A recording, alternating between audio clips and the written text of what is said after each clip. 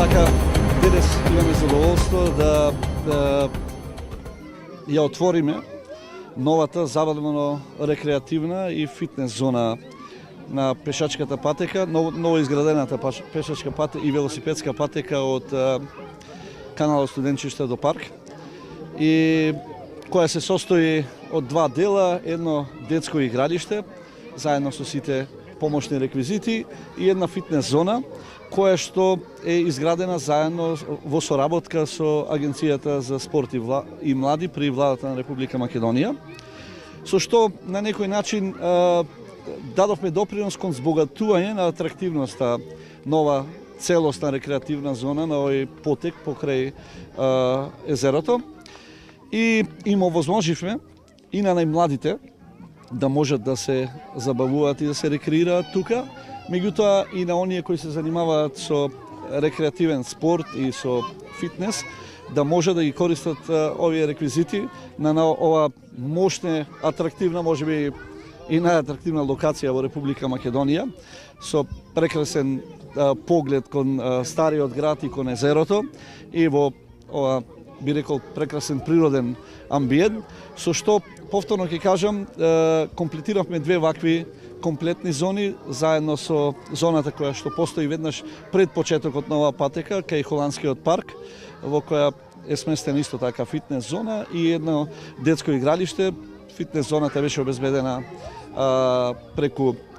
T-Mobile или Телеком Македонија, додека детското игралиште го реконструира и го надгради општина Охрид заедно со германската амбасада во Република Македонија. Така да со овие две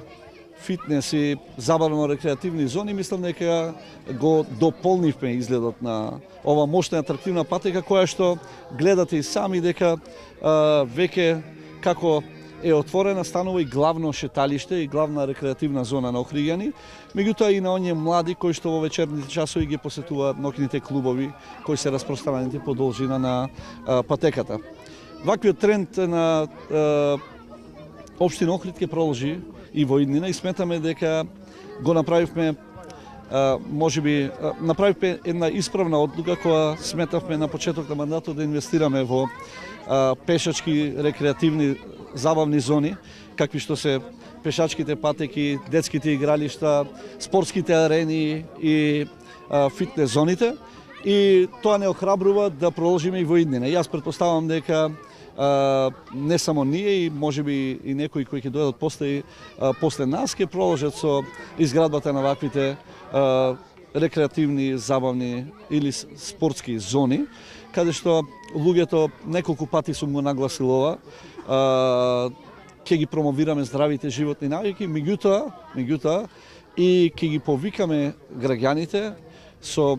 заедничкото излегување во природа, користењето на овие зони, рекреирањето, забавата, да прибегнат кон традиционалните норми на живење, кои што се наистина карактеристика и го краселе народот во минатото, ќе можат заеднички да комуницираат, да градат една заедница на луѓе кои што ќе стекнуваат доверба меѓу себе, кои што заеднички ќе споделуваат и добри и лоши страни од сопреднивието во Охрид, заеднички ќе се помагаат, ќе изразуваат солидарност.